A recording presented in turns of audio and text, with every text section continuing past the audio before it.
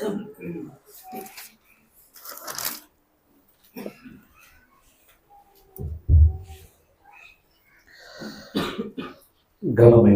తండ్రిన దేవునికి నా హృదయపూర్వక నిండు స్తుతులు స్తోత్రాలు చెల్లిస్తూ అంటే దేవుని సన్నిధికి చేరవచ్చిన ప్రియులందరికీ ప్రభువైన యేసుక్రీస్తు వారి అతి శ్రేష్టమైన నామాన అందరికీ కూడా ప్రత్యేకంగా తెలియజేస్తూ వాక్య పరిచయంలోనికి మనం వెళ్దాం. ప్రార్థన చేసుకుని వాక్య పరిచయంకి వెళ్దాం. కొద్దిసేపు వాక్యం మీద మనసు పెడతాం. ప్రార్థన.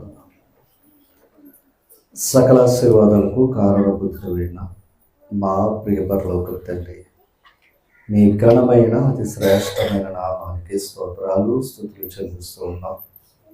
గతించిన 2025 కాలం అంతా మమ్మల్ని కాపాడి ఈ 2026 నా తండ్రి ఈ 4వ దినమున ఈ తండ్రి మొదటి ఆదివారమున మీ సన్నిధిలో మిమ్మల్ని ఆరాధించుటకు మా అందరికీ అనుగ్రహించిన భాగ్యాన్ని బట్టి ధన్యతను బట్టి స్తోత్రం. నా తండ్రి మరి ఎంతో ప్రయాసపడుచున్న ప్రతి వారిని దీవించండి. ఎవరు ఇంకా మీ సన్నిధిలో ఉండి మీ మాటలు వినాలని ఆశపడుతున్నారు వారిని సమయానికి నడిపించండి. మీ మాటల ద్వారా మా నడత మా ప్రవర్తన సరి చేసుకుని మీ చిత్తం నెరవేర్చి మీకిష్టుడిగా మేము బ్రతికే మనసుని కలిగి ఉండడానికి నా తండ్రి మీ సహాయాన్ని మాకు దయచేయండి. గత కాలంలో మేము చేసిన ప్రతి బలహీనత నుంచి, పాపం నుంచి, అపరాధం నుంచి దయతో క్షమించమని కోరుతూ ఈ ప్రార్థనను మీ కుమారుడు మా ప్రభువైన యేసుక్రీస్తు వారి అతి శ్రేష్టమైన నామమున ప్రార్థించి వేడుకుంటున్నాం మా పరలోక తండ్రి. అందరికీ ప్రభునామమున మరి ప్రత్యేక వందనాలు. దేవుని యొక్క కృపలో మరి 2025ని మనం చూసాం. 2026ని కూడా చూసే అవకాశాన్ని దేవుడు మనకి అనుగ్రహించాడు. ఇది మన శక్తి, మన బలము, మన జ్ఞానం మాత్రం కాదు. కనుక దేవుని యొక్క కృప లేనిదే మనకి క్షేమం అనేది ఉండదు. కనుక మరి దేవుని యొక్క వర్తమానాన్ని మనం వాక్యం ద్వారా నేర్చుకోవడానికి సిద్ధపరచుకుందాం. న్యాయాధిపతుల గ్రంథంలో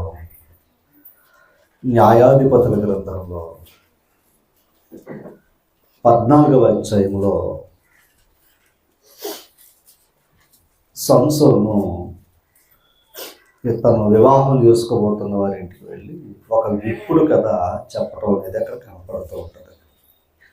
ఆ విప్పుడు కథను ఏమని అతనితో చెప్పినప్పుడు 14 వచ్చిన చదివితే, కాగా అతడు బలమైన దానిలో నుండి తీపి వచ్చెను, తిను దానిలో నుండి తిండి వచ్చెను అని 3 దినములోగా వారు విప్పుడు కథ భావమును చెప్పలేకపోయారట. ఇది ఆయన సంసోను గారు ఒక విప్పుడు కథ చెప్పడం జరిగింది. 3 రోజులు ఆ విప్పుడు కథను చెప్పమన్నాడు ఆయన. కానీ వాళ్ళు ఏం చేయలేకపోయారు, చెప్పలేకపోయారు. అయితే తర్వాత మరి తాను చేసుకోబోతున్న భార్య దగ్గరికి వెళ్ళి వీరు ఆమెను భయపెట్టి సంసోను గారి ద్వారా ఆ యొక్క విప్పుడు కథ యొక్క భావాన్ని వారు తెలుసుకున్నారు. 18వ వచనం.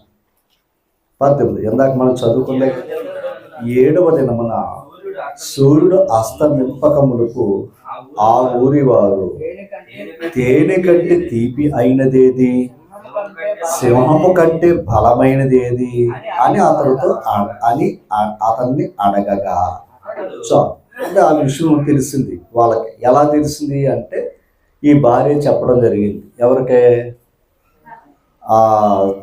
అక్కడ ఉన్న వారికి స్నేహితులకి విషయాలు చెప్పడం అనేది మనకు అక్కడ కనపడుతూ ఉంటుంది. అయితే ఇందాక ప్రశ్న ఏమేడు, బలమైన దానిలో నుండి తీపి వచ్చును, తిను దానిలో నుండి తిండి వచ్చును. 14 ఇంతక బలమైనది ఏది అన్నాడు ఇక్కడ. సింహము కంటే బలమైనది ఏది లేదు అమ్మ, సింహమే బలమైనది.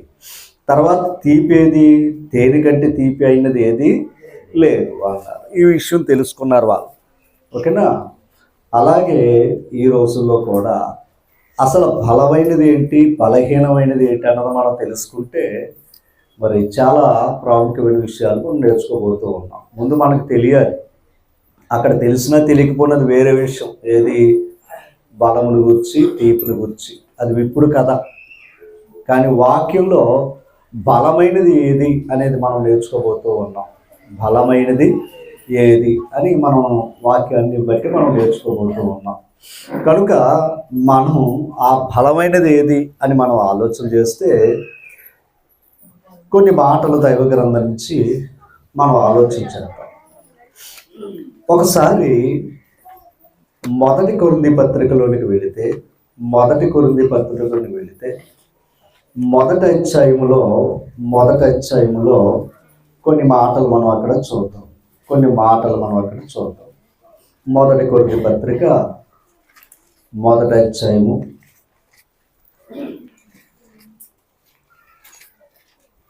తీసుకురమ్మా. మొదటి అధ్యాయంలో చూడండి, అక్కడ 27 నుంచి చదువుతాం. ఏ శరీరియు దేవుని ఎదుట అతిశయింపకుండునట్లు జ్ఞానులను సిగ్గుపరచుటకు లోకములో నుండి వెర్రివారిని, అది ఎలాంటి వారిని దేవుడు ఏర్పాటు చేసుకున్నాడయ్యా అంటే లోకంలో వెర్రివారిని ఏర్పాటు చేసుకున్నాడట ఆయన. ఎవరిని సిగ్గుపరచటానికి? జ్ఞానులను సిగ్గుపరచటానికి. తర్వాత బలవంతులైన వారిని సిగ్గుపరచుటకు లోకములో బలహీనులైన వారిని దేవుడు ఏర్పరచుకున్నాడు అంటాడు. అమ్మా మనసు పెట్టారు ఇది. అంటే బలవంతులను సిగ్గుపరచటానికి దేవుడు ఎవరిని ఏర్పాటు చేసుకున్నాడు? బలహీనుల్ని ఏర్పాటు చేసుకున్నారు. అంటే లోకంలో ఎవరున్నారయ్యా అంటే బలవంతులు ఉన్నారు. లోకంలో బలవంతులు ఉన్నారు. బలవంతులను సిగ్గుపరచటానికి బలహీనుల్ని ఏర్పాటు చేసుకున్నాడంట. అమ్మ అయితే ఎవరా బలహీనులు? మరి బలహీనులు బలవంతుల్ని ఎలా సిగ్గుపరచగలరు? బలహీనులు బలవంతుని ఎలా సిగ్గుపరచగలరు? అమ్మా కనుక ఎలా సిగ్గుపరిచారు? ఏంటి ఆ బలవంతులు? బలహీనులు కూడా ఏమవుతున్నారయ్యా అంటే బలవంతులు అవుతున్నారట. ఆ బలహీనులు ఎవరయ్యా అంటే మొదటి కొరింథీ పత్రిక 15వ అధ్యాయంలో చూస్తే ఆ బలహీనులు ఎవరయ్యా అంటే ఇప్పుడు 43వ వచనం చదవండి. ఘనహీనమైనదిగా విత్తబడి మహిమ గలదిగా లేపబడును. దేని గురించి మాట్లాడుతున్నాడో? విత్తనం గురించి మాట్లాడుతున్నాడు. అంతేనా? విత్తనం గురించే కదా మాట్లాడుతుంటది. చెప్పాలి, విత్తనం గురించా? బాప్తిస్మం గురించి మాట్లాడతాడు అండి. కూర్చున్నాను, చదవండి. బలహీనమైనదిగా విత్తబడి, చూసారా? బలహీనమైనదిగా విత్తబడి బలమైనదిగా లేపబడు. మనసు పెట్టండి అమ్మా. బలహీనమైనదిగా విత్తబడి బలమైనదిగా లేపబడ్డదట. ఇందాక ఏం చదువుకున్న మొదటి కొరింథీ పత్రిక? బలవంతులను సిగ్గుపరచుటకు బలహీనులను దేవుడు ఏర్పాటు చేసుకున్నాడు అని చదువుకున్నాం ఇందాక. అంటే లోకంలో ఎవరున్నారు? బలవంతులు ఉన్నారు. బలవంతులను సిగ్గుపరచటానికి బలహీనులను దేవుడు ఏర్పాటు చేసుకున్నాడు వాళ్ళు. ఇప్పుడు బలహీనుడు బలవంతుని ఎలా ఎదుర్కోగలడు? కష్టం అది. కానీ బలహీనుడిగా బ్రతకల. బలహీనుడు బలవంతుడి మీద ఆధారపడ్డాడు. అమ్మా బలహీనుడు ఎవరి మీద ఆధారపడ్డాడు?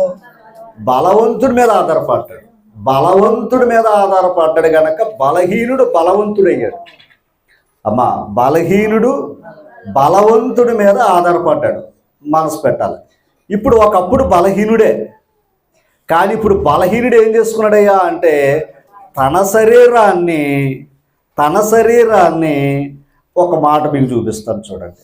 హెబ్రీ పత్రిక 2వ అధ్యాయము. హెబ్రీ పత్రిక 2వ అధ్యాయము తీసారా? ఈ 2వ అధ్యాయంలో చూడండి, అక్కడ మనకు కనబడుతుంది 14వ వచనం. కాబట్టి ఆ పిల్లలు రక్తమాంసములు గలవారైనందున ఆ ప్రకారమే మరణము యొక్క బలము గలవానిని. అర్థమైందా మీకు? మరణానికి కూడా ఏముంది? బలము. అమ్మ, మరణ బలం అన్నాడు దాన్ని. మరణము యొక్క బలము గలవానిని అనగా అపవాదిని మరణము ద్వారా నశింప చేయుటకు జీవిత కాలమంతయు మరణ భయము చేత దాస్యమును లోబడిన వారిని ఏం చేశాడు? ఆయన విడిపించాడు. ఎవరో? యేసు ప్రభు. అమ్మా, లోకంలో బలవంతులు ఉన్నారు. అండర్లైన్ చేసుకోండి. లోకంలో బలవంతులు ఉన్నారు. ఇప్పుడు బలవంతులు యెషయా గ్రంథం 14వ అధ్యాయము, యెషయా గ్రంథం 14వ అధ్యాయము తీసరా?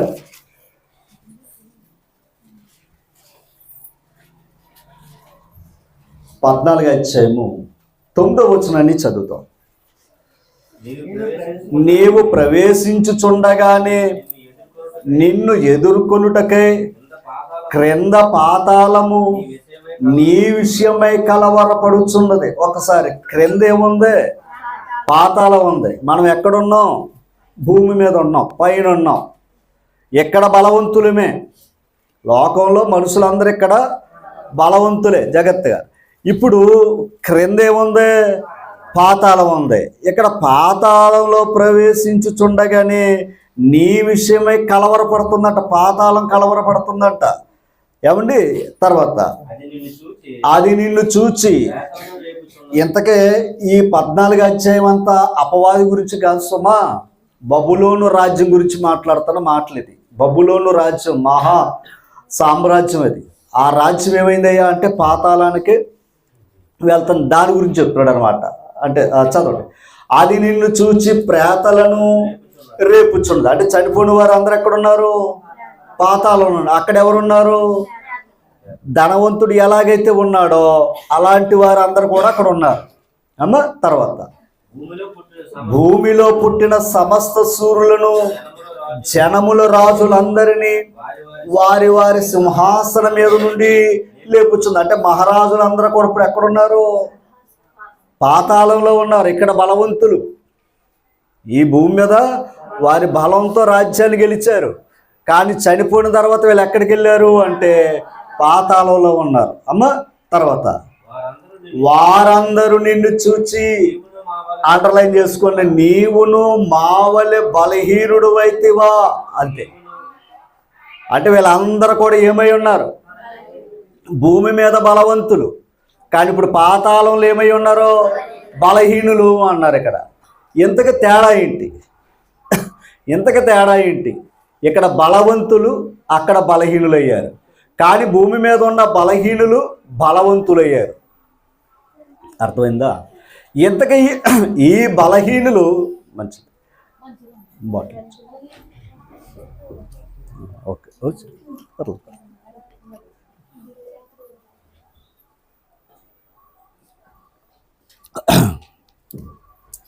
ఈ భూమి మీద ఉన్న బలహీనులు అంటే చిన్న జీవితాలు కలిగిన వారు అందరూ కూడా ఈ భూమి మీద బలవంతుల కంటే గొప్పవారంట. ఈ భూమి మీద ఉన్న మహారాజుల కంటే గొప్పవారు. ఎందుకంటే దేవుడు చెప్తున్నాడు అది. ఎందుకంటే బలవంతులను సిగ్గుపరచుటకు ఎవరిని ఏర్పాటు చేస్తున్నాడు? ఆయన బలహీనులను ఏర్పాటు చేస్తున్నాడు.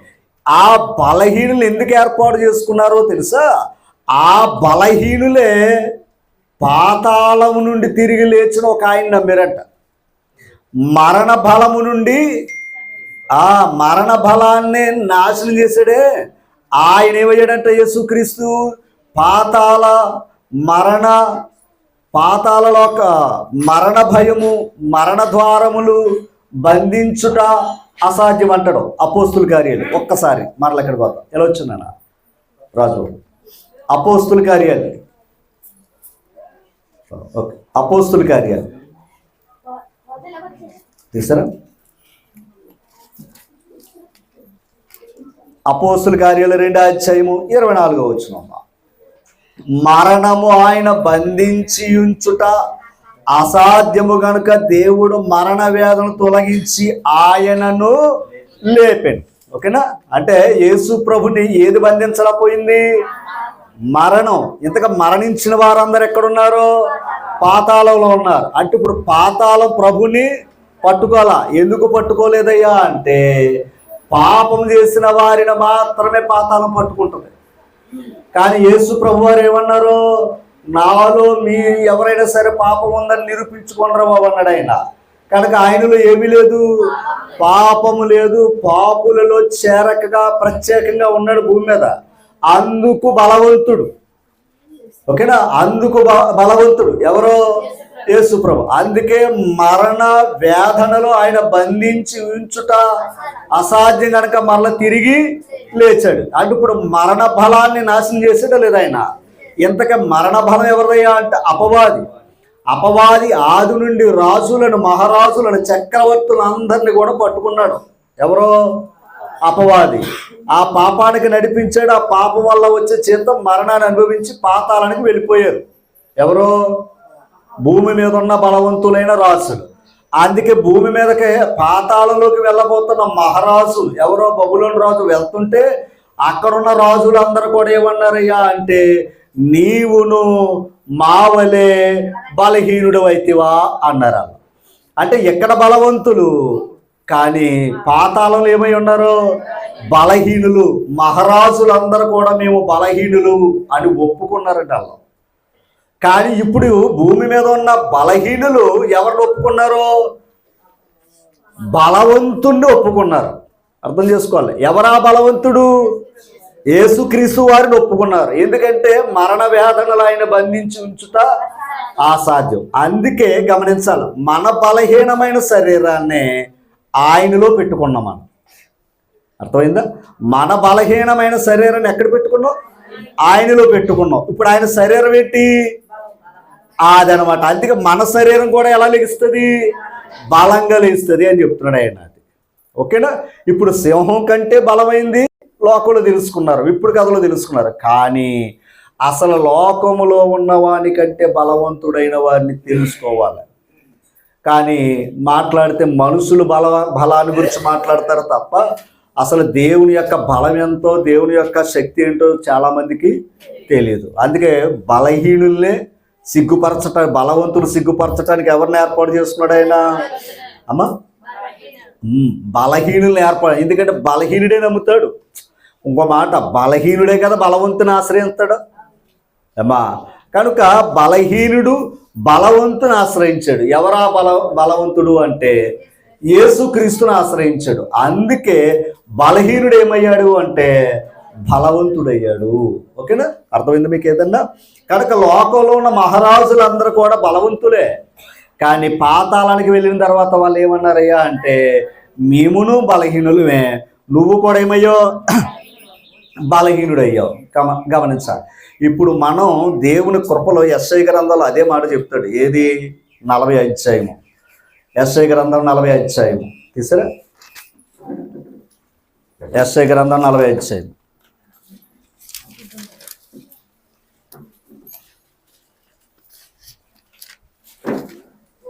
ఆ 40 అధ్యాయము 29వ వచనం చదవండి. సొమ్ము సిల్లిన వారికి రేపు వేసవకాలం వచ్చేది అదే మనకి, అంతే కదండి. నీరసం వచ్చి పడిపోతున్నాం ఎందుకయ్యా అంటే మనలో శక్తి లేక. ఎంతగా ఆ సొమ్ము సిల్లిన వారికి బలం ఇచ్చేది ఎవరో?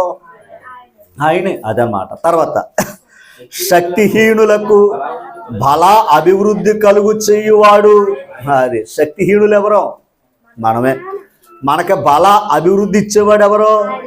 ఆయనే. 31వ వచనమ్మా.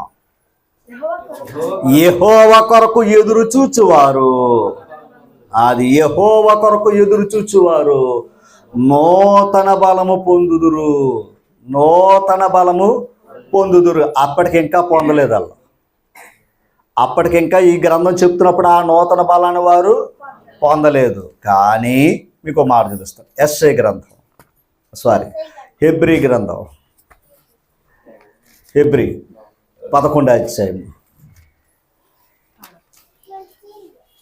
తీసరా? హెబ్రీ గ్రంథం 11వ అధ్యాయం అమ్మా తీసారా? రైట్, మనసు పెట్టి చదవండి. 32వ వచనం నుంచి చదువుదాం. 11:32. ఇకను ఏమి చెప్పుదును? గిద్యోను, బారాకు, సంసోను, యోప్తా, దావీదు, సమూయేలను వారిని గూర్చి ప్రవక్తలు గూర్చి వివరించుటకు ఒకవేళ చెప్పిన మనకు సమయం కూడా సరిపోదు. చూడండి, గ్రంథంలో కూడా వాళ్ళ గురించి చెప్పాలన్నా మాకేం సరిపోదు అన్నాడు. ఎందుకంటే ఆల్రెడీ రాస్తున్నాయి కనుక చదువుకోవచ్చు అక్కడ, కానీ చెప్పడానికి ఏమి లేదు, సమయం లేదు. అమ్మా రైట్. తర్వాత చూడండి, వారు విశ్వాసము ద్వారా రాజ్యములను జయించారు. ఈ మాట చూడాలి అమ్మ. విశ్వాసం ద్వారా వాళ్ళు ఏం జయించారంట? రాజ్యాలు జయించడం అంటే మాటలా అమ్మ. విశ్వాసం ద్వారా రాజ్యాలు జయించడం అంటే మాటలా. రాజ్యాలు జయించాలంటే యుద్ధాలు చేయాలి, బల ప్రదర్శన చేయాలి, సైన్య బలం, అంతేనా? సేనాబలం లేదా సైనికులు కావాలి, అంతే కదా రాజు గెలవాలంటే. కానీ వీళ్ళు ఎలా జయించారయ్యా అంటే విశ్వాసము ద్వారా. అండర్లైన్ చేసుకుందామా. విశ్వాసం ద్వారా ఏం చేశారంట? రాజ్యమును జయించారట, రాజ్యాలు జయించారట. తర్వాత నీతి కార్యములు జరిగించిరి, వాగ్దానములను పొందిరి. ఒకసారి వాగ్దానములను పొందిరి. ఒక్కసారి మీకు ఒక విషయాన్ని చెప్తాను, తప్పుగా అనుకోవద్దు. పొందాలి ఎదురుకొచ్చండి, కొంచెం ఒక 5 నెలల దాకా ఒప్పుపట్టండి అమ్మా, కొంచెం ఎదురుకొచ్చు. రైట్. ఇక్కడ నేను అనేది వాగ్దానములు అనే మాటకు ఒక్కసారి వెళ్ళి నేను మళ్ళీ పాటలోకి వెళ్ళిపోతాను.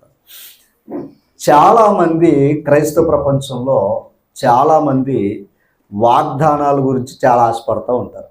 ఏది 30% ఏం తీసుకుంటారో వాగ్దానం కోసం. అంటే బైబిల్తో పని లేదు, కానీ మాలాంటి వారు ఇచ్చే వాగ్దానం మీద ఎంత ఆసక్తి ఉంటుందంటే మళ్ళీ సంవత్సర కాలం అంత వరకు దాచుకుంటారు. దేన్ని? అదనమాట. మళ్ళీ పేరు రాసేసుకుని ఇది నా వాగ్దానం, నా భార్యకి ఏమొచ్చింది, నా బిడ్డకి ఏమొచ్చింది. విచిత్రంగా ఉండే మీకు చూపిస్తాను. ఈ వాగ్దానాల మీద ఉన్న ఆసక్తి అంతా ఇంత కాదు. ఎవరికే? క్రైస్తవులు. నిజమే, మేము చిన్నప్పుడు మేము తెలియని పరిస్థితులు అలాగే తీసుకున్నాం, మొత్తం దాచేసుకున్నాం, చెప్పేసుకున్నాం, అన్నీ బాగున్నాయి. కానీ మీకు ఒక విషయాన్ని చెప్పి నేను ముందుకు వెళ్తాను అమ్మా. అబ్రహాముకు చేసిన వాగ్దానం ఏంటి అమ్మా? నీ సంతానాన్ని ఆశీర్వది. అది మనకు సంబంధించిందా? కాదు. ఓకేనా? తర్వాత దావీదుకు వాగ్దానం ఏంటి? నీ రాజ్యం మీద నీ వంశాన్ని అలా ఉంచుతానా అన్నాడు, అంతేనా? అది మనకు సంబంధించిందా? కాదు. సొలొమోనుకి జ్ఞానం ఇస్తానని వాగ్దానం ఇచ్చాడు. ఇలాగ అన్నీ చూసుకుని వస్తే అమ్మ ఇశ్రాయేలు వారికి ఏమో కానాను దేశాన్ని ఇస్తానన్నాడు. మనకా? కాదు. అవి వాళ్ళకు సంబంధించిన వాగ్దానాలే తప్ప మనకు సంబంధించినవి మాత్రం కావు. రండి, ఓకేనా? అయితే కొంచెం ఇటు తిరగండి అమ్మా. అయిపోయిన తర్వాత ఒకరికొకరు వందలు చెప్పుకోండి, అప్పుడు అందరు పలకరించుకోండి, కొంచెం వాక్యాన్ని గౌరవించండి అమ్మా. కొంచెం ఎదురుకొచ్చండి తల్లి. రైట్. అందుకే మీ మొర దేవుడు ఆలకించాడు అనుకుంటా అమ్మా. ఓకే, కూర్చోమ్మా, కూర్చో పర్లేదు. రైట్, ముందుకు వెళ్ళిపోతాం అమ్మా. అయితే ఇక్కడ మనం ఏంటంటే వాగ్దానం గురించి ఒకసారి వెళ్తాం. ఎందుకు అంటే బలవంతుల గురించి నేర్చుకుంటాం, మళ్ళీ ఒకసారి వాగ్దానాల గురించి వెళ్తాం. ఎందుకు వెళ్దాము అంటే మన 30% అంతా కూడా జనాలకి అది ఎంతో ఆసక్తిని ఇచ్చింది. రైట్. అయితే ఆ వాగ్దానం, ఈ మాట వినాలి. పాత నిబంధన కాలంలో ఉన్న వాగ్దానాలు వేరు, అవునా కదంటారా? చెప్పాలి.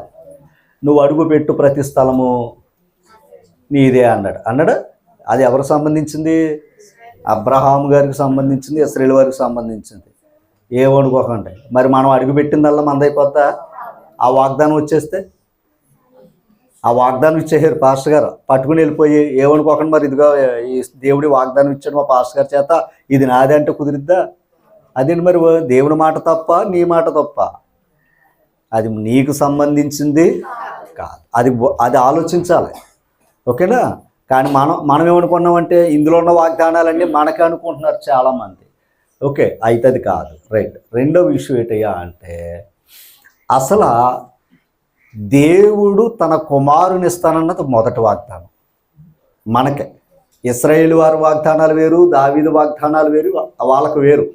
మనకు లోకానికి వాగ్దానం ఏంటంటే ఆయన కుమారుడు మనకు అనుగ్రహిస్తా అన్నాడు. యేసు ప్రభు అంటాడో, నేను వెళ్ళిన తర్వాత తండ్రి వాగ్దానం చేసిన పరిశుద్ధాత్మను మీరు పొందుకోండి అంటాడు. అంతేనా? అన్నాడా లేదా చెప్పాలి. అంటే తండ్రి వాగ్దానం మనకే, అన్యులమైన మనకే యేసుక్రీస్తుని, రెండోది పరిశుద్ధాత్మని వాగ్దానం చేశాడు. అమ్మా ఓకేనా? వాగ్దానం చేసి యోహాను పత్రిక 2వ అధ్యాయము. ఎప్పుడైనా ఎవరైనా వాగ్దానాల గురించి మాట్లాడితే ఈ మాటలు చూపించండి. ఓకేనా? 2వ అధ్యాయము తీసారా? 25వ వచనం, 2:20. నిత్య జీవము అనుగ్రహించుననిదే ఆయన తాను మనకు చేసిన వాగ్దానం. ఇప్పుడు చెప్పాలి, మనకు వాగ్దానం ఏంటి? ఇప్పుడు నిత్య జీవం అంటే పరలోకం. అది మన వాగ్దానం. అమ్మా దేవుడు మనకు చేసిన వాగ్దానం ఏంటయ్యా అంటే నిత్య జీవాన్ని ఇస్తాను, పరలోకం ఇస్తానరా బాబు. కానాని దేశం కాదు, రాజ్యాలు కాదు. అర్థమైందా మీకు? కేవలం ఏం చేస్తున్నాడంటే ఆయన నిత్య జీవం. ఇది మనకు వాగ్దానం. అమ్మ ఓకేనా? వాగ్దానమా కాదా?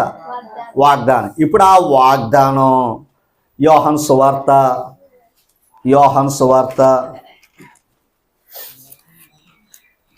5వ అధ్యాయము తీసారా? 38వ వచనం అమ్మా. 38వ వచనం. ఆయన ఎవరిని 39 చదివేద్దాం.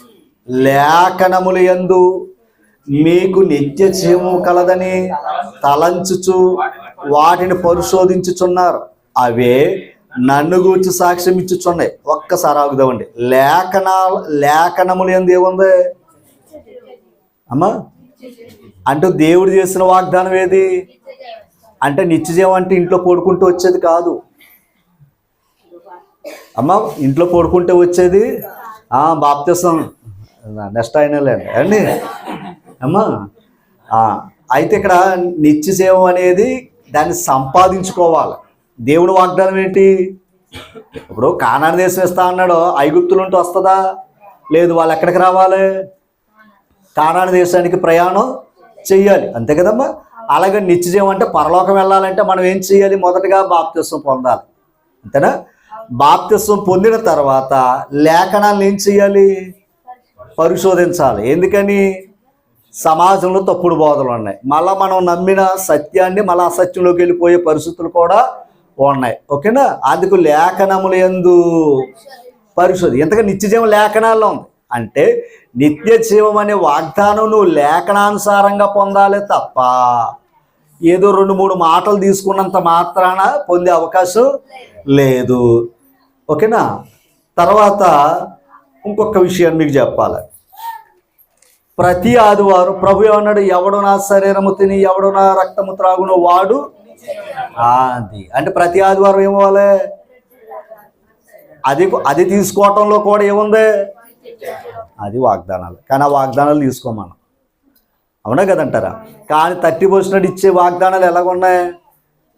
తప్పు అనుకోకండి. ఎంత తేలిగ్గా ఉంటుంది, ఎంత హాయిగా ఉంటుంది అసలు ఇది. అందుకే లేఖనాల పరిశోధన. ఓకేనా? ఇప్పుడు మనం ఏ పాఠం నేర్చుకుంటున్నాం? బలవంతుల గురించి నేర్చుకుంటున్నాం. బలహీనులు ఎవరో బలవంతులు ఎవరో నేర్చుకుంటున్నాం, అవునా? ఇది లేఖనాల పరిశోధించుకోవటం అంటే. ఓకే, లోకంలో ఉన్న మనుషులు బలవంతులే, రాజులు బలవంతులే, రాజ్యాలు బలవంతులే, కానీ పాతాళంలో బలహీనులు. ఒకవేళ లోకంలో బలహీనులు ఉన్నారు, కానీ మనం ఎవరు నమ్మాము? బలవంతుని నమ్మాము. ఎందుకని? పాతాళం నుండి తిరిగి లేచాడు కనుక, మరణ వేదన నుండి తిరిగి అదనమాట మరణ బలాన్ని నాశనం చేసాడు ఆయన. ఓకేనా? అందుకు ఆ బలవంతుని నమ్మాం కనుక మన బలహీనులు అయినా ఆయనలో బలవంతులు చేశాడు ఆయన. ఓకేనా? అర్థమైందా? ఇప్పుడు హెబ్రీ పత్రిక 11 అధ్యాయమన్నాడు 33 వారు విశ్వాసము ద్వారా రాజ్యములను జయించిరి. వారు విశ్వాసము ద్వారా రాజ్యములను జయించిరి. అంటే విశ్వాసం ద్వారా రాజ్యాలు జయించటం అంటే అది సామాన్యమైన పని కాదు. తర్వాత నీతి కార్యములను జరిగించిరి. అమ్మ మళ్ళీ ఏం చేశారంట? నీతి కార్యాలు కూడా జరిగించిరి. తర్వాత వాగ్దానములను పొందిరి. వాళ్ళ పొందిన వాగ్దానాలు వేరు, వారు నూతన బలము పొందలేదు. పాయింట్ అర్థం చేసుకోవాలి. వాగ్దానములు పొందిరి అన్నాడా లేదా? వాగ్దానములు పొందిరి. ఏంటా వాగ్దానములు? ఇందాక చెప్పిందే ఏది?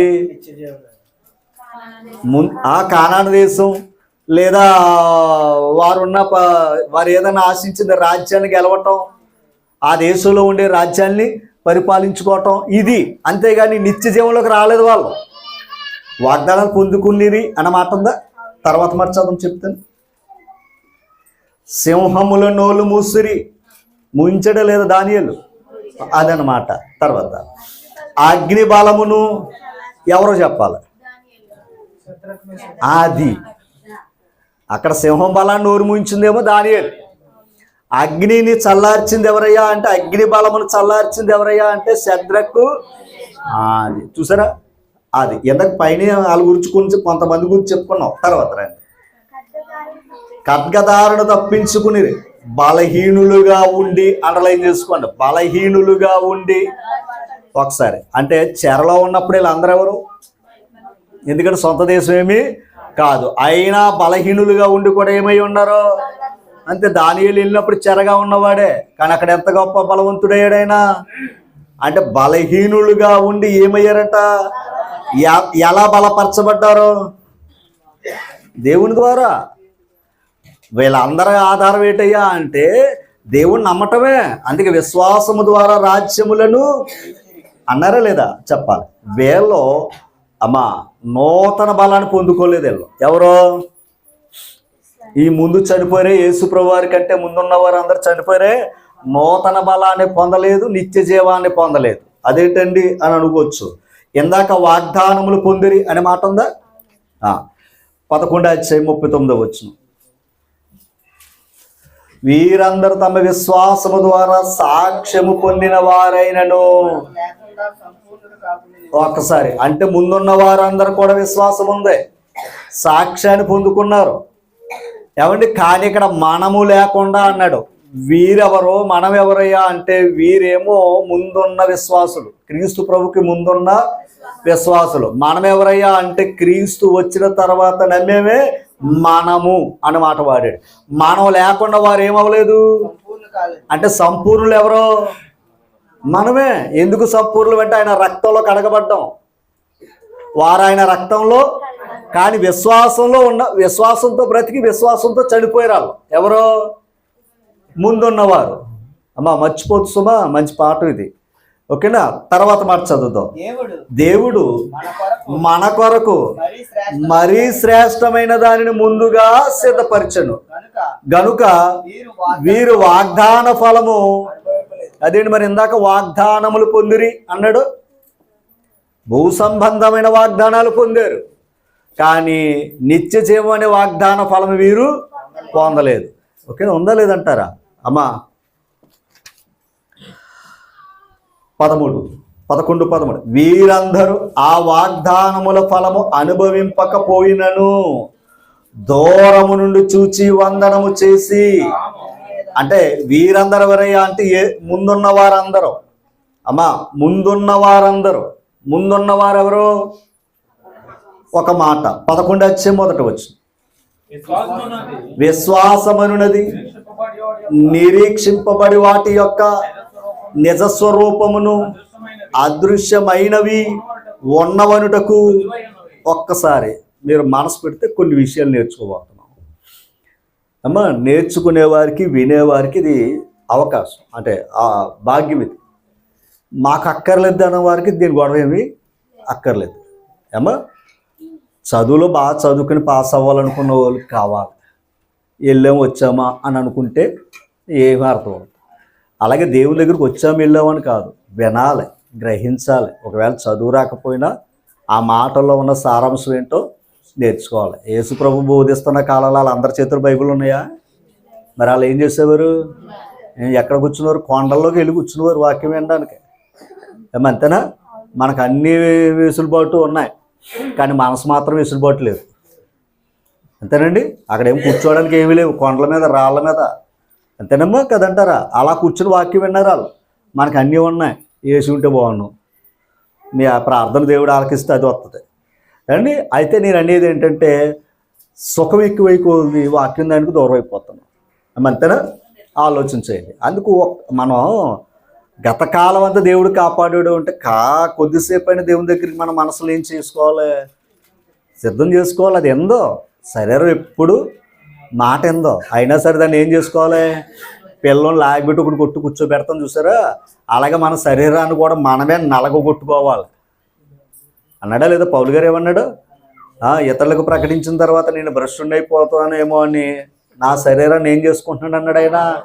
అది ఎప్పుడు మాట ఎందో, మీ మాట నా మాట నాది ఎందో అమ్మ. కానీ ఏం చేసుకోవాలి, ఏదోలాగా దాన్ని వినిపించేలాగా ప్రయత్నం చెయ్యాలి. ఓకే, అయితే ఎక్కడ మనసు పెట్టండి ఒక్కసారి. విశ్వాసం అనున్నది అంటే విశ్వాసం అనేది నిరీక్షించటం అంటే నిన్న ఆదివారం ఎప్పుడు వస్తుందని చూశారు, అంతేనా? ఆదివారం వచ్చిందా లేదా అంటే ఇది ఏంటి, అదనమాట. నిన్న కనపడలేదు కానీ నిన్న ఎదురు చూశారు, ఇవాళ కనపట్టదు, అంతేనమ్మా? ఆదివారం అది ఇవాళ అంటే నువ్వు అంటే విశ్వాసం అనేది అంటే రేపు ఆదివారం వస్తుంది అన్నారా, అది. అంతేగాని ఇవాళ శనివారం నేను నమ్మేనంటే ఎందుకు, ఆల్రెడీ అది శనివారమే. ఓకేనా? నువ్వు ఉన్న దినాన్ని నమ్మటం కాదు, నువ్వు చూడని దినాన్ని నమ్మేమే అది విశ్వాసం. అలాగే నువ్వు చూడని రక్షకుని నమ్మేమే అది విశ్వాసం. ఓకేనా? చూస్తే ఎవరైనా నమ్ముతారు కదండి, చూడక నమ్మిన వారు ధన్యులు. మీకు విషయాన్ని చూపిస్తాను నేను ఇక్కడ, తర్వాత చదవండి. నిజస్వరూపమును అంటే అదృశ్యం అంటే కనిపించనిది, దృశ్యం అంటే కనిపించేది. కనిపించేది నమ్మాను అంటే అజ్ఞాని. కనిపించందే ఉన్నదే అనడానికి ఏమై ఉందంట, అది విశ్వాసం, రుజువు అనమాట. ఓకేనా? తర్వాత మాట చదువున్నాను.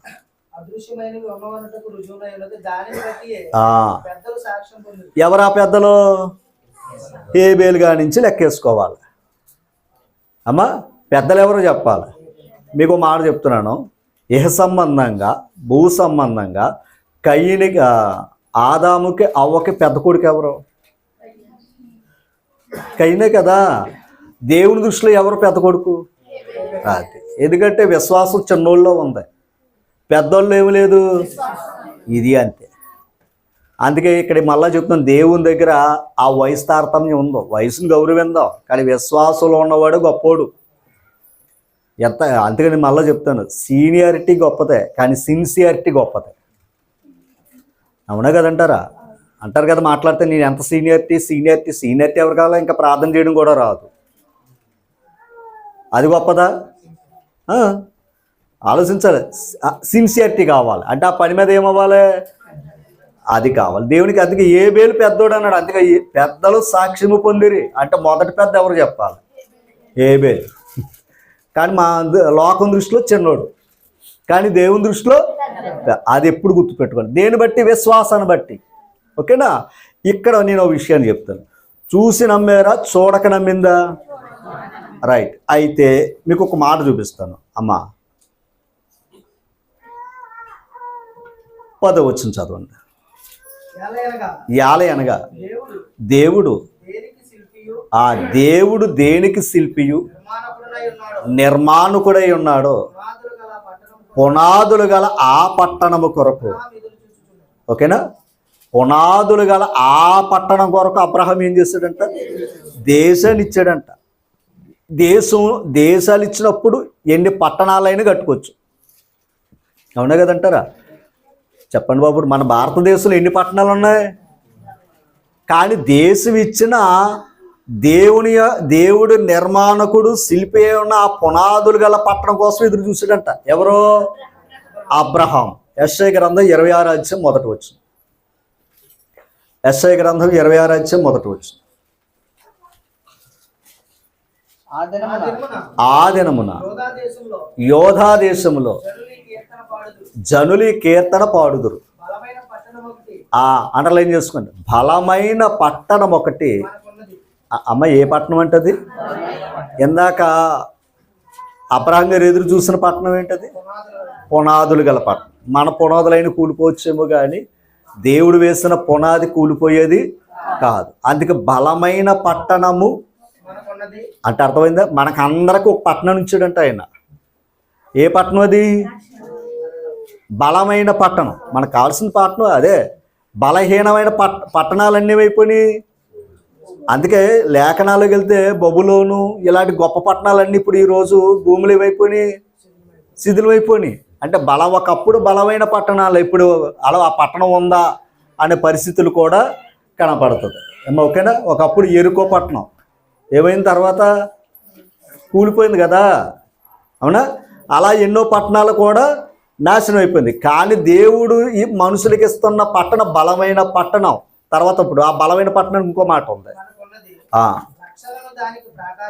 అంటే ఇప్పుడు ఏంటో తెలుసా?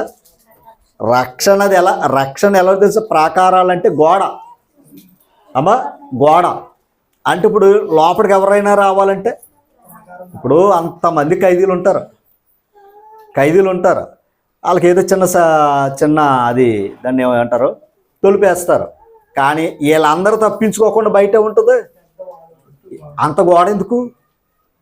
ఇది తప్పించుకోవచ్చు కానీ గోడ దాటి బయటకు వచ్చే అవకాశం లేదు. ఓకేనా? అలాగే రక్షణ అంత గొప్ప ప్రాకారాలు కట్టాడట ఆయన. అంటే ఎవడ కూడా లోపలికి వచ్చే అవకాశం అంటే ఆ బలమైన పట్టణం ఏంటయ్యా అంటే రక్షణ పట్టణం అంటాడు అక్కడ. ఓకేనా? ఆ పట్టణం కోసం అబ్రహాం ఎదురు చూశాడట. ఆ పట్టణం కోసం రక్షణ కలిగిన పట్టణం కావాలంటున్నాడు ఆయన. ఎవరో దేశాన్ని ఇస్తున్న దేశం మీద కూడా మనసు లేదంట ఆయనకి. ఆ దేవుడిచ్చే పట్టణం కావాలన్నానంట. ఆ పట్టణమే నూతనమైన యెరూషలేము అన్నాడా ప్రకటన గ్రంథంలోకి వెళ్తే. ఆ పట్టణం కోసం అబ్రహాం ఏం చేశాడు? ఎదురు చూసాడా లేదా చెప్పాలి. దూరం నుండి చూసి ఏం చేశాడు? ఇంతకు ఆ పట్టణం ఎవరు? సంఘం. ఆ పునాదులు గల పట్టణం ఎవరు? సంఘం. యోహాను సువార్త 8వ అధ్యాయము 56వ వచనం యేసు ప్రభు చెప్తున్నాడు ఇక్కడ, మీ తండ్రి అయిన అబ్రహాము నా దినము చూతునని మిగుల అది అమ్మా మీ తండ్రి అయిన అబ్రహాము నా దినము చూతునని మిగుల ఆనందించాడు. అంటే అబ్రహాం గారు దేని చూసి ఆనందించాడు? ఈయన వచ్చే రోజు ఏం చేయబోతున్నాడు? పేతురు బండ మీద నా సంఘమును. అది ఈయన ఎందుకు వస్తున్నాడో సంగతి వాళ్ళకి తెలుసంట. ఎవరికే? అమ్మా ఈయన ఎందుకు వస్తున్నాడో సంగతి అబ్రహాం గారికి తెలుసంట. తర్వాత చదవండి.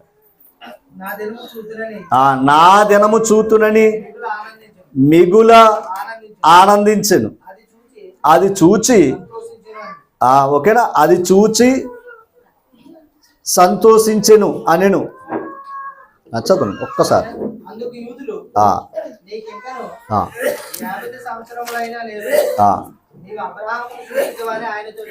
ఓకేనా? కొంచెం మనసు పెట్టండి అమ్మా. అందుకే ప్రతిదానికి ఒక సమయం అనేది ఎందుకు ఇస్తామంటే దేవుడు చెప్పింది ఏంటంటే ఆ సమయం అంతా చెప్తే అన్ని అంత క్రమంగా జరుగుతుంది తల్లి అమ్మ.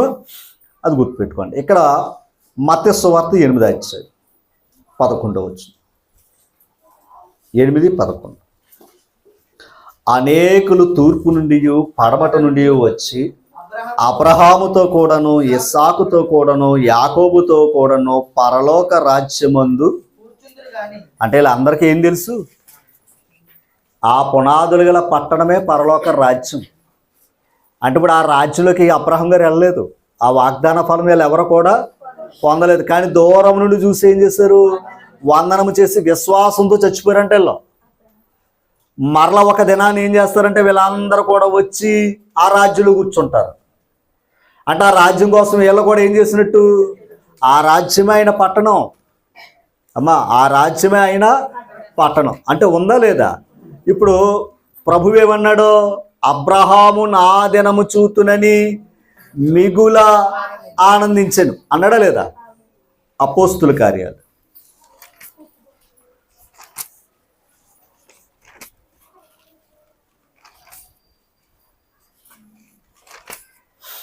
3వ అధ్యాయము 21వ వచనమ్మా. త్వరగా చదవ.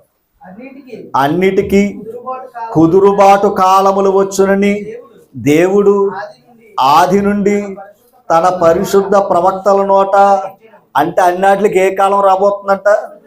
కుదురుబాటు కాలం. అమ్మా ఆ తర్వాత అంతవరకు యేసు, అంటే ఆ కాలం వచ్చేంత వరకు ఆయన అక్కడ ఉంటాడు, పరలోకంలోనే ఉంటాడు. అప్పుడు దేవుడు తన కుమారుని లోకానికే పంపాడు. తర్వాత మాట అవశ్యము. తర్వాత చూడండి, మోసే ఇట్లనెను.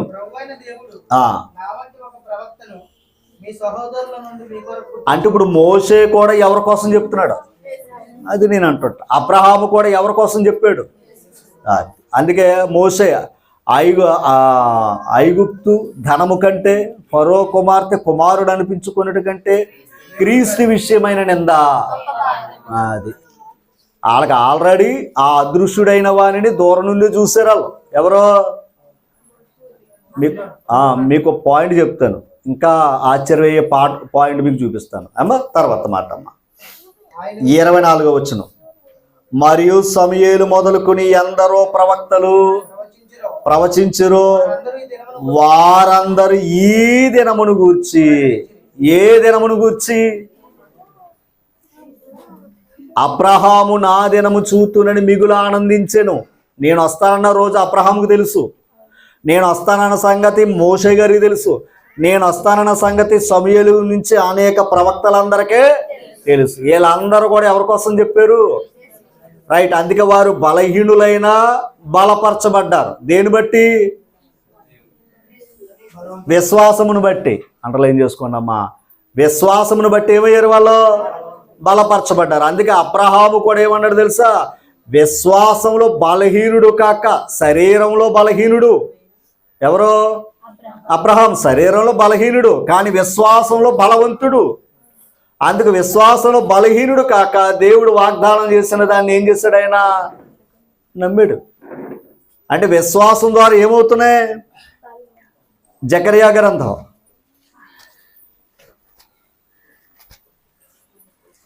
జకర్యా గ్రంథం 12 తీసరా 5వ వచనం. అప్పుడు యెరూషలేములో అధికారులు, యెరూషలేము నివాసులు అంటే దేవుణ్ణి నమ్ముకునుట వలన ఏం కలుగుతుంది? బలం. ఒకసారి భోజనం తింటే బలం కాదండి, దేవుణ్ణి నమ్ముకుంటేనే బలం. ఇప్పుడు అబ్రహాం గారి బలం ఎలాగొచ్చింది? ఒక్క మాట, అబ్రహాము దేవుని నమ్మాను, అది అతనికి నీతిగా. అది ఎంత సంతానం ఇచ్చింది? ఎంత? ఇసకరేణు అంత. అంటే అబ్రహాము గారు శారీరకంగా బలహీనుడే. చెప్పాలి, శారీరకంగా ఎలాంటి వాడు? బలహీనుడే. కానీ బలహీనుడు ఏది నమ్మాడు? బలవంతుడైన దేవుణ్ణి నమ్మాడు. అంతే, కనిపించని వాడిని నమ్మేశాడు ఆయన. అందుకు ఆయన ఏమయ్యాడు? అంత సంతానాన్ని పొందాడట.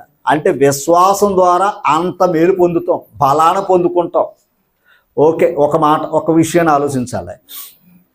విశ్వాసం ద్వారా రాజ్యాలు పొందుకున్నారన్నమాట చదువుకుని ఇందాక అమ్మ, అవునా? ఒక్కసారి ఈరోజు మనకి ఎంత విశ్వాసం ఉంది? అంతే కదా. మనకేమి ఉంది అంటే పరలోకం పొందుకుని ఉంది. ఇప్పుడు మనం అనేది ఏంటంటే, ఇప్పుడు విశ్వాసం పొందుకోవాలంటే ఏం చేయాలి? వినుట వలన. మీకు ఒక మాట చెప్తున్నానే, లేయా ఎలాంటిది? లేయా ఎలాంటిది? ఆమె తల్లిదండ్రులు కూడా మోసం చేశారు ఆవిడ. ఏమని? ఆయన ప్రేమించింది ఎవరయ్యా అంటే రాహేల్. అంటే ఆవిడను కూడా మోసం చేసి ఎవరిని అప్పగించారు? లేయ గారిని అప్పగించారు. అవునా? అంతేనా? ఇప్పుడు మాట మనం ఆలోచన చేస్తే ఏది? లేయ గారి విషయంలో యాకోబు కూడా ఏం చేసినట్టు? మళ్ళా రాహేల్ కావాలన్నారు కదా. అక్కడ భర్త మోసం చేసిన, తల్లిదండ్రులు మోసం చేసిన, దేవుడు మోసం చేయలేదు. ఎందుకు అంటే ఆవిడెవరో బలహీనరాలు. అయ్యో, కండ్ల జబ్బు కలదు కదండి. రాహేలు చూడడానికి ఎలాంటిదంట? రూపవతి అనే మాట ఉంటుంది కదా. కానీ లోకానికి ఏమి ఇదే బాగుంటుంది, కానీ దేవుని దృష్టిలో బలహీనమైనదే బలం. అందుకే ఆ లేయా గర్భం నుంచి వచ్చిన వాడే యోధ. లేయా గర్భం నుంచి వచ్చిన వాడే. అందుకే బలహీనమైన దాంట్లోంచి ఎవరు వచ్చారు? బలవంతుడు వచ్చాడు. మన దృష్టిలో బలహీనుడు. దావీదు కూడా ఎలాగనుకున్నారు? వాళ్ళు బలహీనుడు, అందుకే కాసుకోరా అన్నారు. కానీ విచిత్రం ఏంటి? ఆయన బలహీనుడే, కానీ దేవుని దృష్టిలో అతడు. మన జీవితాలు అలాగే కనపడతాయి. ఓకేనా? ఆయన కృపలో బలవంతులు అవ్వాలి అంటాడు ఆయన. ఓకేనా? అందుకు ప్రభు యొక్క మహాశక్తిని బట్టి నువ్వు బలవంతుడు కమ్మంటాడు. ఎఫెసీ పత్రిక 6:10 వెళ్తే మనకు బలం ఎక్కడ వస్తుందయ్యా అంటే ఆయన శక్తి. ఆయన శక్తి ఎక్కడ ఉందయ్యా అంటే శక్తి గల వాక్యము. ఓకేనా? ఇప్పుడు వాక్యం వినటం వల్ల మనకి ఏం కలుగుతుంది? విశ్వాసంలో బలం దొరుకుతుంది. ఓకేనా? విశ్వాసంలో మనకి ఏం దొరుకుతుంది? బలం దొరుకుతుంది. ఇప్పుడు చూసి లేదా మనకి ఏదైనా జరిగి నమ్మేమనుకోండి, అది బలం కాదు. మనకి ఇది అందుకే నేను అన్నాను, ఇది జరిగితే ఇది చేస్తానన్న మాట ఇప్పుడు అనుకోకూడదు. ఇది చేస్తే, అందుకే మనం చూసింది ఎప్పుడు నమ్మొద్దు. ఒకవేళ మనం చూసింది మన దృష్టికి ఓ మాట అడుగుతాం, మన దృష్టికి అది గొప్పదిగా కనబడచ్చు, కానీ దేవుని దృష్టికి గొప్పదిగా కనబడాలి కదా. కానీ దేవుని దృష్టికి గొప్పగా కనబడేది ఏంటయ్యా అంటే బలహీనమైనదే గొప్పగా కనబడుతుంది. అమ్మా ఒక మాట, అబ్రహాము గారు దూరం నుండి చూశాడా లేదా అంటే విశ్వాసం అనున్నది ఏంటి? నిజ స్వరూపమే కదా. చెప్పాలి, నిజ స్వరూపమే కదా. ఈ నిజ స్వరూపం ఎవరు? కొలసీ పత్రిక 2 కొలసీ పత్రిక 2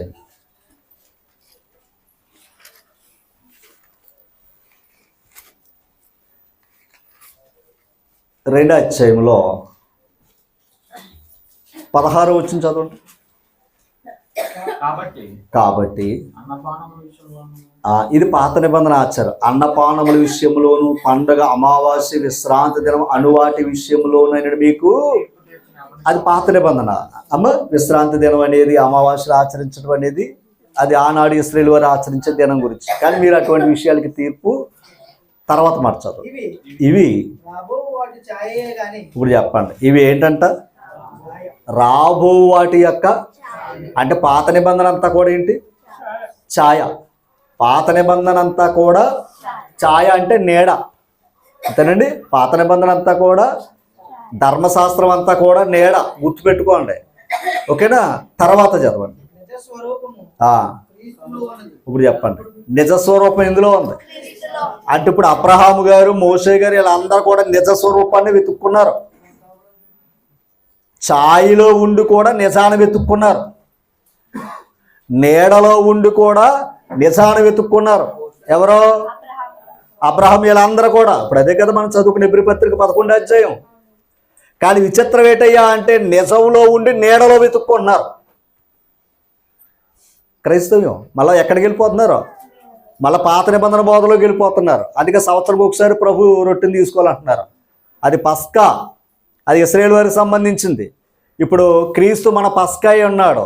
అందుకే ప్రతి ఆదివారం ఆయన ఏం చేస్తున్నాం మనం? మళ్ళీ ఎక్కడున్నవాడు నిజం వచ్చినా కూడా మళ్ళీ ఏం చేస్తున్నాడు? పాత నిబంధన సంవత్సరానికి ఒకసారి తీసుకోవడం, మళ్ళీ అక్కడికి వెళ్ళిపోతున్నాడు, నీళ్ళలోకి వెళ్ళిపోతున్నాడు. ఏమనాలి? పోనీ అతను వెళ్తే పర్లేదు, అనేకులు అక్కడ తీసిపోతున్నాడు. నిజంలోంచి మళ్ళీ అక్కడ తీసుకుని వెళ్ళిపోతున్నాడు, అక్కడ తీసిపోతున్నాడు. మీకు ఇంకోటి తెలుసా? రోమపత్రిక ఎక్కడ తీసుకుని వెళ్తాడో మాట చూపిస్తాను చూడండి.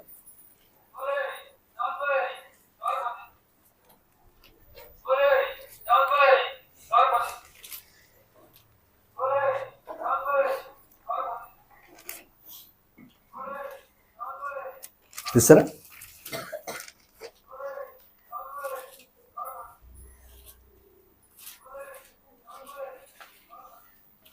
5:20 చదవండి. మరియు అపరాధము విస్తరించినట్లు, అర్థమైంది మీకు? ఏదన్నా ధర్మశాస్త్రం ఎందుకు వచ్చిందో తెలుసా? అపరాధం ఏమవుతుందంట? అది. ఓకేనా?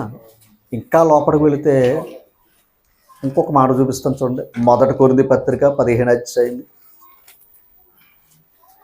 55వ వచనం చదవండమ్మా. 55వ వచనం చదవండి. ఓ మరణమా, అంటే మరణానికి ఏముంది? ఎవరిది? అపవాది ఒకప్పుడు. ఓకేనా, గెలిచింది అది. తినొద్దన్న పండుని తినిపించింది, అది గెలిచింది, వీళ్ళు ఓడిపోయారు. తర్వాత ఓ మరణమా, అంటే మరణం రావాలంటే ఏదో కారణం అక్కడ ఉండాలి. తర్వాత మరణపు ముళ్ళు పాపము. చెప్పిందా? పాపమునకున్న బలం ఏంటి? ఇప్పుడు గమనించాలి. అందుకే ధర్మశాస్త్రాన్ని ఆయన ఎందుకు తీసేయాడు? అది బలం. అది వీళ్ళందరిని ఏం చేసింది? పాపంలో బంధించింది. అవునా కదంటారా? పాపం ఏం చేసింది? మనుషుల్ని బంధించింది. ఇప్పుడు యేసు ప్రభు వచ్చి దేని తీసాడు తెలుసా? యూదులకి అడ్డొచ్చిన ఆ ధర్మశాస్త్రం తీసేసాడు. ఎందుకంటే ఆ బలం ఏం చేస్తుంది? వీళ్ళనే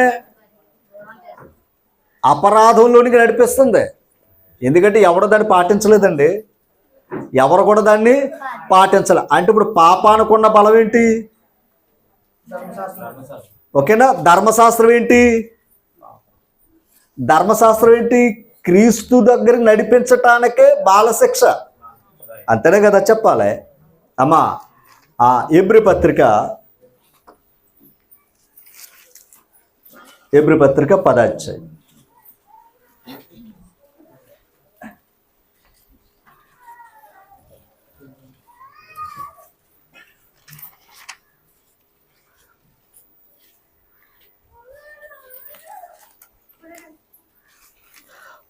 మొదటి వచ్చి చదవండి. ఎబ్రీ పత్రిక 10వ మొదటి వచ్చి. ధర్మశాస్త్రము రాబోచున్న మేలులు ఛాయగలదియే కానీ ఆ వస్తువులు నిజస్వరూపము గలది కాదు గనుక. అర్థమైందా మీకు ఏదన్నా? ధర్మశాస్త్రం ఏమని చెప్తున్నాడో? రాబోచున్న మేలు ఛాయ. ఆ మేలు ఎవరయ్యా అంటే క్రీస్తు. ధర్మశాస్త్రం మేలు కాదండి. ఆ ధర్మశాస్త్రం చెప్పింది ఎవరినే? క్రీస్తు రాబోతున్నాడని. ఇప్పుడు ఆ మేలు దగ్గరికి మనల్ని నడిపించడానికి ధర్మశాస్త్రం. కానీ ధర్మశాస్త్రం ఎవరికి కూడా పరలోకం ఇవ్వలేదు. అది మేలు ఛాయగలదే కానీ ఆ వస్తువులు, ధర్మశాస్త్రంలో ఉన్న వస్తువులు నిజస్వరూపము గలది కాదు. అంటే అక్కడున్న వస్తువులు నిజమైనవి కావు అన్నాడు. 8వ అధ్యాయము 5వ వచనం. మోషే గుడారము అమర్చబోయినప్పుడు కొండ మీద నీకు చూపబడిన మాదిరి చొప్పున సమస్తమును చేయుటకు జాగ్రత్త పడని అన్నాడు మోషేతో. తర్వాత అని దేవుని చేత హెచ్చరింపబడిన ప్రకారము ఈ యాజకులు పరలోక సంబంధమగు వస్తువుల ఛాయ రూపకమైన గుడారమందు సేవ చేశారు. పరలోక సంబంధమైన వస్తువుల ఛాయలో పనిచేశారంటే నిజం దగ్గర పనిచేయలేదేలో.